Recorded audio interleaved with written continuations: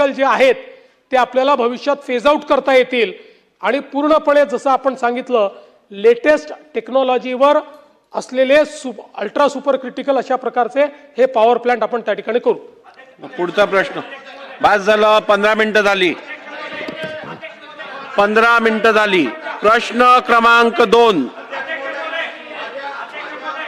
प्रश्न क्रमांक 2। अध्यक्ष महोदय, प्रश्न क्रमांक 2। अध्यक्ष महोदय छापल्या 16 मिनिटं एका प्रश्नावर झाली। अध्यक्ष महोदय, माननीय गृहमंत्री आणि मुख्यमंत्री महोदय देखील इकडे आहेत।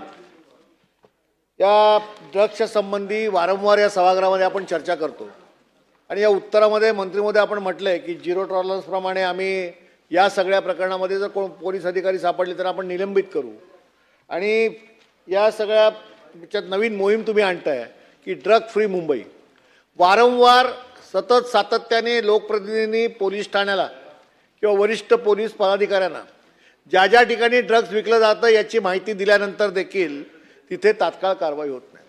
आजही मुंबई शहरात, मी ज्या मुंबई शहराचं प्रतिनिधित्व करतो त्या मुंबई शहरात गल्लीबोळामध्ये गांजा ड्रग्ज विकला जातो, पण स्थानिक पोलीस ठाण्याला माहिती दिल्यानंतर देखील ती कारवाई होत नाही। आम्हाला सरकारकडनं ही अपेक्षा आहे की ही सगळी चैन तोडावी लागेल। याला आपण अनेक कारवाया करतोय, सरकार आणि माननीय मुख्यमंत्री आपण ज्या भूमिकेतून ह्या सगळ्या गोष्टी करताय, परंतु त्याला हवं तितकं यश येत नाही आहे आणि म्हणून कायमस्वरूपी ड्रग्स या राज्यातून हद्दपार करण्यासाठी ज्या योजना करणं आवश्यक आहेत त्याच्यामध्ये खऱ्या अर्थाने खाली जे ड्रग्स विक्री करतात आणि ड्रग्स सेवन करतात त्यांच्यावरती तात्काळ त्या पोलीस ठाण्यामध्ये उपाययोजना करणं आवश्यक आहे। आज पोलिसांचा काय प्रॉब्लेम आहे अध्यक्ष महोदय, माननीय मंत्री महोदय, की प्रश्न घ्या। प्रश्न असा आहे, प्रश्न माहिती देतो मी। प्रश्न असा आहे की झिरो टॉलरन्स आपण कायमस्वरूपी करण्याच्या दृष्टीने ज्या योजना केल्या आहेत त्या फेल्युअर होत आहेत, तर ही योजना सक्सेस होण्यासाठी सरकार अधिकचं म्हणून कोणत्या उपाययोजना करणार आहे? माननीय अध्यक्ष महोदय, सुनील प्रभूजींनी अत्यंत महत्त्वाचा प्रश्न या ठिकाणी विचारलेला आहे आणि आज राज्यासमोर आणि देशासमोर निश्चितपणे एक अत्यंत महत्त्वाचं आव्हान हे नार्कोटिक्सच्या माध्यमातून उभं राहिलं आहे आणि म्हणून आता केंद्र सरकारने देखील सर्व राज्यांच्या सोबत एकत्रितपणे अँटी नार्कोटिक्सची मोहीम घेतलेली आहे। कारण आपल्याला माहिती आहे की वेगवेगळ्या राज्यांमध्ये कारखाने उभे होतात, ते सप्लाय करतात आणि म्हणून एकत्रितपणे सगळ्या राज्यांनी हे काम करावं म्हणून एक कॉर्डिनेशनची एनकॉर्ड तयार केलेली आहे आणि त्याच्या माध्यमातून राज्यांना सांगितलेलं आहे की तुम्ही होल ऑफ द गव्हर्नमेंट अप्रोचनी या ठिकाणी काम करावं। आपणही आपल्या राज्यामध्ये आता whole of the government approach केलेला आहे आणि याच्यामध्ये 15 विभाग जे आहेत म्हणजे सर्व संबंधित विभाग, महसूल विभाग, वन विभाग, कृषी विभाग, उद्योग विभाग, वैद्यकीय शिक्षण, औषधी द्रव्ये, गृह परिवहन विभाग, त्यासोबत सामाजिक न्याय, विशेष सहाय्य विभाग, सार्वजनिक आरोग्य विभाग, उच्च व तंत्र शिक्षण विभाग, नगर विकास, शालेय शिक्षण, ग्राम विकास अशा सगळ्या विकास विभागांना आपण आता टास्क तयार करून दिल्या। कारण ही लढाई एकट्या पोलिसांच्या भरोश्यावर होऊ शकत नाही। यामध्ये वेगवेगळे जे काही घटक आहेत त्या सगळ्या घटकांना होल ऑफ द गव्हर्नमेंट अप्रोचमध्ये आता प्रत्येकाची टास्क प्रत्येकाला दिलेली आहे आणि त्यातनं एकत्रितपणे आपण हे काम चालू केलं आहे। आणि जसं मी मागे सांगितलं होतं की पूर्वी आपण एखादं ड्रगचं कन्साइनमेंट सापडलं की त्या कन्साइनमेंट पुरतं कारवाई करायचो, आता आपण फॉरवर्ड आणि बॅकवर्ड लिंकेज शोधणं सुरू केलं आहे आणि म्हणून आपण जर बघितलं तर आगरीपाडा पोलीस स्टेशन उदाहरणासारखं सांगतो की या ठिकाणी एक 25/5/26ला ज्यावेळेस एक आपण रेड केली आणि पकडलं आणि मग त्याच्यानंतर त्यांच्याकडनं चौकशी करून ज्यावेळेस आपण बॅकवर्ड लिंकेजमध्ये गेलो त्यावेळी आपल्याला MD बनवण्याची प्रयोगशाळा मिळाली, त्यातनं 14 किलो 493 ग्रॅम मेफेड्रॉन मिळालं, जवळपास 50 कोटी किमतीचं। साकीनाका पोलीस स्टेशनमध्ये अशाच पद्धतीनं ज्यावेळेस एक पेडलर सापडला त्यावेळी त्याच्यावर ज्यावेळेस आपण कारवाई केली त्यावेळी जवळपास बॅकवर्ड लिंकेजमध्ये गुजरातमध्ये आपल्याला कारखाना सापडला त्याचा आणि गुजरातमधल्या कारखान्यामध्ये जवळपास त्या ठिकाणी 74 कोटी रुपयाचा माल हा आपल्याला प्राप्त झाला। पिंपरीमध्ये देखील ज्यावेळेस रेंज हिल्सला सिम्बॉसिस हॉस्टेलच्या जवळ अशा प्रकारचा पेडलर सापडला, त्यावेळी त्यातही आपण बॅकवर्ड लिंकेज जे आहे ते शोधून काढलं आणि त्यातनं एक्झर्बिया टाउनशिप या ठिकाणी त्यांनी जो व्यवस्था उभी केली होती ती आपण ज्यावेळेस मोडून काढली त्यावेळेस लक्षात आलं एका रूममध्ये हायड्रोपोनिक गांजाची शेती ते करत होते आणि ती पण आपण त्या ठिकाणी उलटवली. जवळपास 44 कोटी रुपयाचा माल हा त्या ठिकाणी मिळाला. असंच जवळपास आपल्याला वेगवेगळ्या ठिकाणी, म्हणजे सगळंच मी सांगत नाही, पण याच्यामध्ये मला सांगायचं एवढंच आहे की जवळपास वेगवेगळ्या राज्यांमध्ये जाऊन, म्हणजे आपल्या राज्यात तर आपण कारवाई केलीच, पण बॅकवर्ड लिंकेज आणि फॉरवर्ड लिंकेजमुळे वेगवेगळ्या राज्यांमध्ये जाऊन आपण या संदर्भातली कारवाई करतो. आणि आता आपण बघितलं असेल या पुरवणी मागण्यांमध्ये आपण जाणीव जागृती करण्याच्या संदर्भात देखील मोठ्या प्रमाणात मोहीम हातामध्ये घेतो. सगळ्या शाळा कॉलेजेसच्या आजूबाजूचे अशा प्रकारचे जे ठेले किंवा त्या ठिकाणी ज्या ठिकाणी पोटेन्शियली ड्रग्ज किंवा नार्कोटिक्स विकले जातात ते उद्ध्वस्त करण्याचं काम चालू आहे. 2-3 हजार अशा प्रकारच्या स्ट्रक्चर्सवर प्रत्येक शहरामध्ये कारवाई आपण सुरू केलेली आहे. आणि जसं मी सांगितलं आत्तापर्यंत जे काही पोलीस या नार्कोटिक्सच्या केसमध्ये डायरेक्ट किंवा इनडायरेक्टली त्या ठिकाणी इन्व्हॉल्व भेटले त्यांना बडतर्फच करण्यात आलेला आहे. ही लढाई देश पातळीवर मोठ्या प्रमाणात सुरू झालेली आहे. काही काळ नक्की लागेल, पण हे साम्राज्य आपण निश्चितपणे उद्ध्वस्त करू.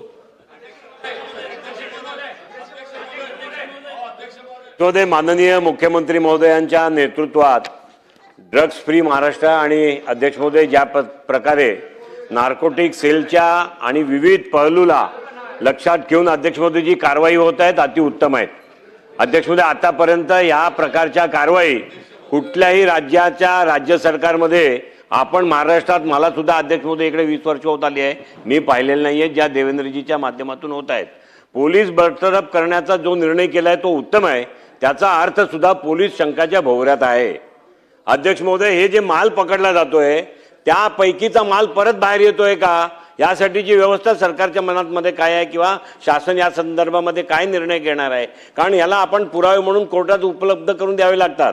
त्यामुळे हे जे पकडलेला माल आहे त्याला कुठे ठेवण्यात येणार आहे, त्याची सुरक्षा कशी करणार, त्याचा डिस्पोजल कसं करणार? अध्यक्ष महोदय या संदर्भातली काही माहिती असेल तर माननीय मुख्यमंत्री महोदयांनी द्यावी ही माझी विनंती आहे. नाही, माननीय अध्यक्ष महोदय, मला हे देखील या सभागृहाला सांगितलं पाहिजे की या ड्रग्ज रॅकेटचा जो देशातला सगळ्यात मोठा सूत्रधार होता सलीम डोला, याला देखील आपण गेले काही वर्ष अटक करण्याचा प्रयत्न करत होतो. त्याच्याविरुद्ध रेड कॉर्नर नोटीस आपण काढली होती आणि फायनली या सलीम डोलालाही आपण अटक करून भारतामध्ये परत आणलेला आहे. जवळपास आपल्या माहितीकरता या एका व्यक्तीने भारतामध्ये महाराष्ट्र, मध्य प्रदेश, कर्नाटक आणि तेलंगणा मिळून या ठिकाणी MDचे कारखाने उभे करून 4000 किलोग्रॅम MD ही यांनी निर्मित केली आणि विकलेली आहे. त्यातली आता बहुतांश आपण हस्तगत केलेली आहे. आणि या संदर्भात जवळपास मुंबई पोलिसांनी, म्हणजे सगळ्या पोलिसांनी त्याचा लुकआउट काढला होता, पण मुंबई पोलिसांनी सफलतेने त्या ठिकाणी त्याला पकडलं. त्याच्या 12 हस्तकांना पकडलाय. मागच्या काळामध्ये आपल्याला कल्पना आहे की आपल्याकडे साताऱ्याला देखील एक फॅक्टरी सापडली होती. सलीम डोलाने मान्य केलंय की ती फॅक्टरी देखील त्याचीच होती, ही त्यांनीच तयार केली होती. त्यामुळे मला असं वाटतं की ड्रग्सच्या विरोधातल्या लढाईतला हा एक ही मोठी सफलता आहे की चालू आहे. या संदर्भात मोठ्या प्रमाणात आपण ही जी काही कारवाई आहे ती करतो. आणि आत्ता जे सागर साहेबांनी सांगितलं त्यातही सागर साहेब, आता केंद्र सरकारने जी काही नवीन भूमिका घेतली आहे त्यामध्ये तात्काळ या संदर्भातलं जे काही पुरावा आहे तो पुरावा दाखल करणे आणि माल हा डिस्ट्रॉय करणे हा आता नियम झालेला आहे. किंबहुना केंद्र सरकारने एक दिवसच नेमून दिला की ज्या दिवशी देशातल्या सगळ्या राज्यांनी जो काही पकडलेला माल आहे, जो ठेवलेला माल आहे, तो माल त्या दिवशी जाळायचा आणि त्या दृष्टीने जवळपास हजारो कोटी रुपयाचा माल हा आता आपण जाळलेला आहे. त्यामुळे हा माल पुन्हा मार्केटमध्ये येऊ शकत नाही अशा प्रकारची व्यवस्था केली आहे.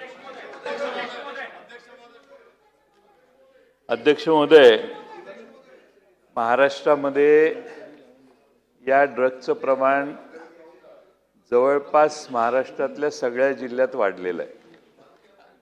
माननीय मुख्यमंत्री महोदय म्हणतायत सरकार प्रयत्न करतंय आणि करतंय, त्याबद्दल आमची तक्रार नाही.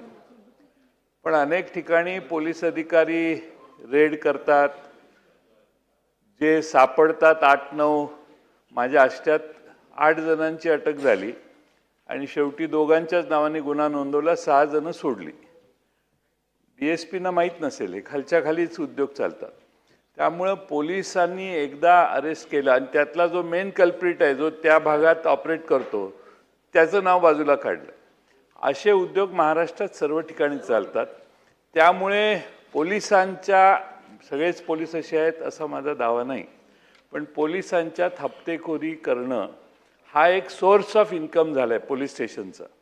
आणि म्हणून आपण माननीय मुख्यमंत्री महोदय, गृहमंत्री महोदय म्हणून आपणाला माझी विनंती आहे की या ड्रग्जच्याशी संबंध असणारे जे पोलीस सापडतील, जे पोलीस अशा ड्रग्जच्या गुन्ह्यांना मागे घालतील, त्यांना तात्काळ निलंबित करावं, चौकशी करून बडतर्फ करावं.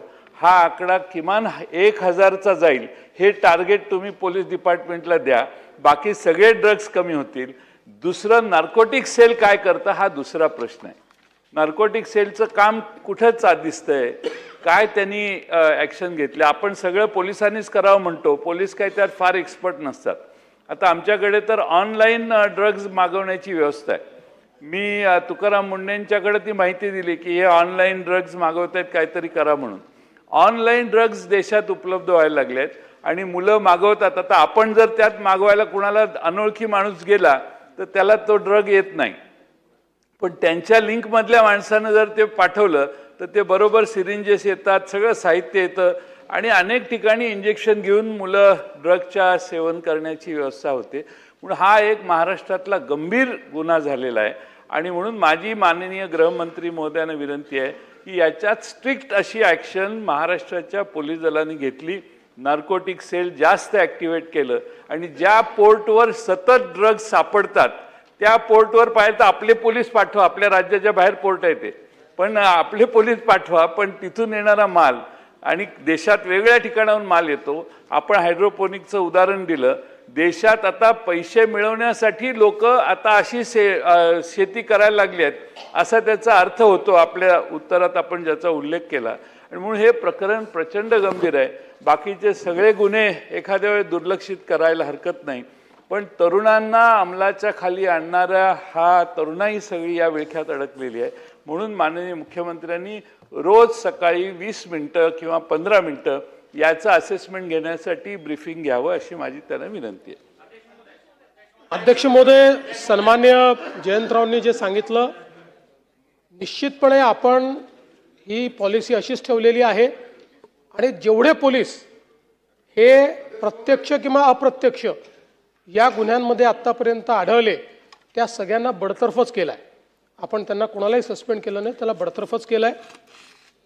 आपण जे सुचवलं त्याप्रमाणे आता आपण आपल्याकडे आधी जे नार्कोटिक्सच्या संदर्भात जे काही व्यवस्था होती ती छोटी होती. आपल्याला कल्पना आहे मागच्याच वर्षी आपण आपला ANTF जो आहे, अँटी नार्कोटिक्स जो फोर्स आहे, हा फोर्स विस्तारित केलेला आहे. आता प्रत्येक पोलीस स्टेशन, आधी प्रत्येक पोलीस स्टेशनला आपल्याकडे ANTF नव्हता, आता प्रत्येक पोलीस स्टेशनमध्ये ANTF आपण उभा करतो आहोत. त्यासोबत आमच्या डोक्यात असं देखील आहे की जसं आपण आपला जो काही अँटी करप्शन ब्युरो आहे किंवा नक्षलवाद विरोधी मोहीम आहे, या 2 ठिकाणी आपण इन्सेंटिव्ह दिला आहे. लोक गडचिरोलीला का जातात, तिथे स्पेशल पे आपण देतो. त्यावेळेस सगळे चांगले पोलीस तिथे जायला तयार असतात. किंवा अँटी करप्शनमध्ये 1 स्टेप अहेड त्यांना ठेवतो. म्हणजे जो ॲडिशनल SP असेल तो तिथे SP म्हणून त्या पोस्टवर जातो. तर तशा पद्धतीनं आम्ही आता निर्णय करतो, चांगले अधिकारी हे ANTF-मध्ये गेले पाहिजेत. याकरता त्यांना स्पेशल पे किंवा 1 स्टेप अहेड अशा पद्धतीनं जो त्या ठिकाणी काम करेल त्याला आम्ही ते डेझिग्नेशन देणार आहोत. आणि त्यासोबत इथे जो 3 वर्ष काम करेल त्याला चॉईस पोस्टिंग अशा पद्धतीचीही आम्ही योजना तयार करतो आहोत, जेणेकरून चांगले अधिकारी, म्हणजे काय झालंय की आपल्याकडे आत्तापर्यंत ANTF किंवा जो काही नार्कोटिक्स ब्युरो होता, दुर्दैवाने त्याची अवस्था अशी होती की कोणाला डंप करायचं असेल तर त्याला तिथे आपण टाकून द्यायचो. आता ही लढाई ही बिनीच्या शिलेदारांनी लढावी लागेल. बेस्ट ऑफिसर्स आपल्याला त्यात उतरवावे लागतील आणि म्हणून बेस्ट ऑफिसरला इन्सेंटिव्ह देण्याकरता आपण त्याही संदर्भातली जी काही व्यवस्था आहे ती करतोय. आपण जे सांगितलं त्याची मी नोंद नक्की घेतो. मी रोज ब्रीफिंग घेतोच, पण 20 मिनिटं स्पेशली मी नार्कोटिक्सच्या संदर्भातलं ब्रीफिंग रोज घेईन. 1 मिनिट. 16 मिनिटं झाली आहे त्या प्रश्नावर. शेवटचा प्रश्न नितीन राऊतजी बोला. शेवटचा प्रश्न. अध्यक्ष महोदय, माननीय मुख्यमंत्री हे विदर्भाचे आहेत, नागपूरचे आहेत खास करून, आणि मूळ प्रश्नामध्ये नागपूर, गडचिरोली, यवतमाळ व वर्धा या विदर्भातील जिल्ह्यांचा स्पष्ट उल्लेख आहे.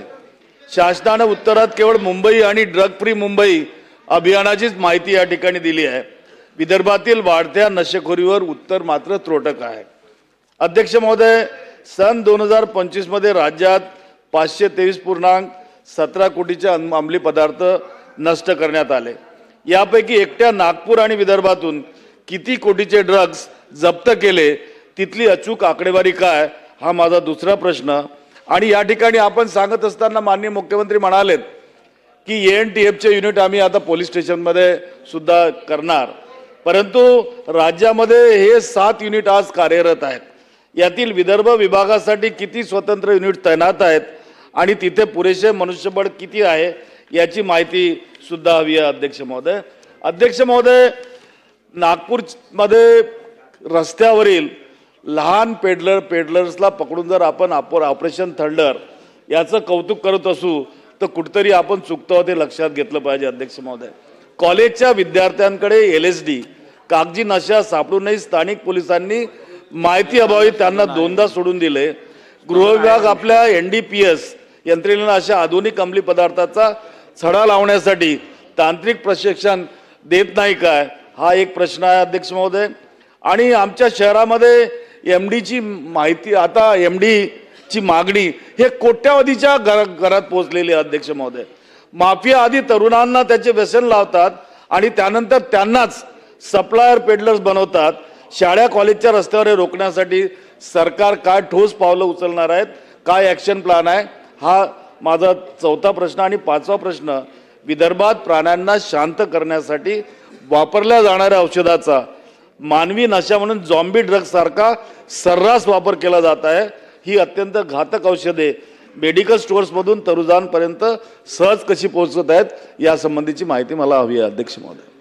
अध्यक्ष महोदय, ज्या 7 युनिट आपण तयार केलेले आहेत त्याच्यामध्ये 369 लोक आपण त्याच्यात घेतलेले आहेत. प्रत्येक विभागामध्ये युनिट आपण तयार केलं आहे, पण आता ते युनिट अजून डिसेंट्रलाइज आपण पुढच्या काळामध्ये करणार आहोत. पहिल्यांदा आपण काय करायचो की त्याच पोलीस स्टेशनमधले लोक त्या ठिकाणी करायचो. आता हळूहळू कंप्लीट युनिट, म्हणजे हे आता पदनिर्मिती करून आपण युनिट तयार केलेले आहेत, त्यामुळे हळूहळू ही पदनिर्मिती खालपर्यंत करून सगळीकडे हे युनिट्स आपण तयार करू.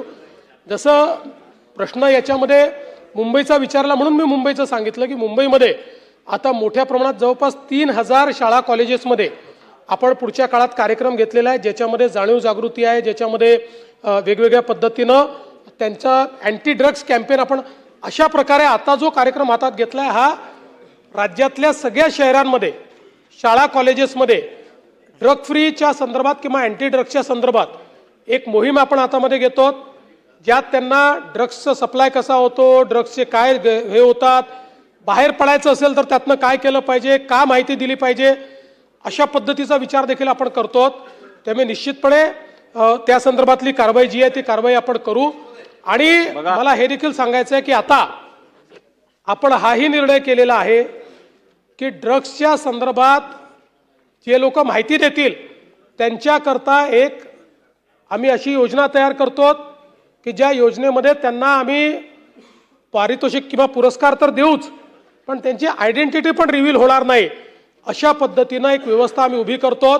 त्यामुळे निश्चितपणे विदर्भामध्ये किंवा महाराष्ट्रातल्या सगळ्या भागांमध्ये या पद्धतीनं आपण कारवाई करून हा जो काही ड्रग्सचा मेनिस आहे किंवा ही जी काही नार्कोटिक्सची आता एक प्रकारे एक आपल्यासमोर आव्हान आहे, या आव्हानाचा सामना करण्याचा आपण प्रयत्न करू. 11:35 झालेली आहेत. 20 मिनिटं आपण या प्रश्नावर चर्चा केली आहे. मला वाटतं इतर प्रश्नांना पण न्याय द्यायची गरज आहे, त्यामुळे आता पुढे जाऊया. अध्यक्ष महोदय, आदरणीय मुख्यमंत्री जी, सरकार और पुलिस ड्रग को कंट्रोल करने के लिए बहुत अच्छा काम कर रही है, उसके लिए मैं आपका अभिनंदन करता हूं. मगर फिर भी मुंबई के अंदर, स्पेशली दक्षिण मुंबई के अंदर बहुत ड्रग्स बिक रहे हैं और बच्चे उसके अंदर आ रहे हैं. तो अध्यक्ष महोदय, मेरी आपसे एक निवेदन है कि अभिनंदन क्यों कर रहे हैं? एक मिनट रुकना भाई, एक मिनट. तरफ से बोलते हैं कि अरे भाई साहब, दो बेचे तो जा रहे हैं ना, इसको इनकार थोड़ी हो सकता है, इनकार थोड़ी हो सकता है. अध्यक्ष महोदय, ड्रग्स बिक रहा है, ये हकीकत है, पुलिस उसको कंट्रोल करने की कोशिश कर रही है. मेरा एक प्रश्न ये है कि इसको रोकने के लिए अगर किसी पुलिस स्टेशन में वारंवार अगर ड्रग वहां पर मिलता है तो उसके पुलिस स्टेशन के सीनियर के ऊपर कार्रवाई होनी चाहिए. आप करेंगे क्या? एक प्रश्न ये है अध्यक्ष महोदय. दूसरा प्रश्न ये है कि ड्रग्स में से बाहर निकलने के लिए बार बार असेंबली के अंदर प्रश्न उठाया गया है कि रिहेबिलिटेशन सेंटर बनने चाहिए. अध्यक्ष महोदय, रिहेबिलिटेशन सेंटर नहीं है, 3 रिहेबिलिटेशन सेंटर मुंबई में इमीडिएटली चालू होना चाहिए, वो किसी हॉस्पिटल के अंदर, ताकि ये फ्री के अंदर रिहेबिलिटेशन सेंटर हो सकता है. आव्हाड साहेब, त्यांनी पोलिसांना धन्यवाद दिले, याचा आपल्याला जरी त्रास झाला असला तरी मुंबई पोलिसांचं अभिनंदन याकरता केलं पाहिजे की देशभरातल्या राज्यांमध्ये मुंबई पोलिसांनी ऑपरेशन केले, देशभरात. म्हणजे केवळ मुंबईत नाही तर देशातल्या 4-5 राज्यात जाऊन MDचे त्या राज्यातले, तेलंगणात आपण उद्ध्वस्त केलं, गुजरातमध्ये आपण उद्ध्वस्त केलं, UP मध्ये जाऊन आपण उद्ध्वस्त केलं. आणि म्हणून त्यांनी त्या संदर्भात आपलं अभिनंदन केलंय. आणि तुम्ही पण केलं पाहिजे. जे चांगलं आलं त्याला, जे वाईट आहे त्याचं मी समर्थन करत नाही. त्यामुळे निश्चितपणे आपण जी मागणी केली आहे, ज्या पोलीस स्टेशनमध्ये वारंवार